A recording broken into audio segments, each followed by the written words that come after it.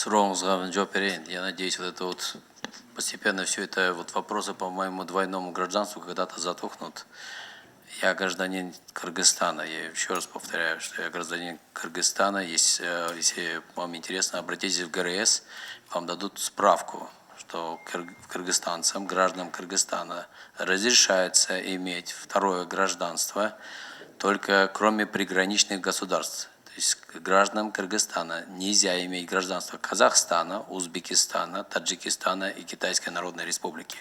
Все остальное можно. Есть положение в Конституции иное гражданство.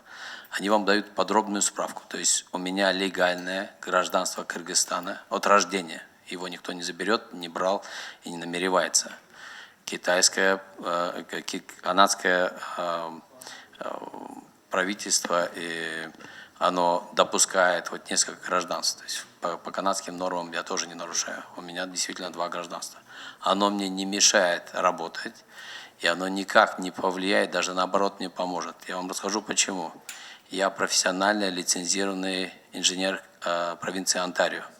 40% выпускников инженеров на сегодня имеют такую лицензию. Не все инженера имеют лицензию. Лицензия – это намного больше, чем диплом. Потерять лицензию для любого юриста, инженера намного страшнее, чем этот диплом.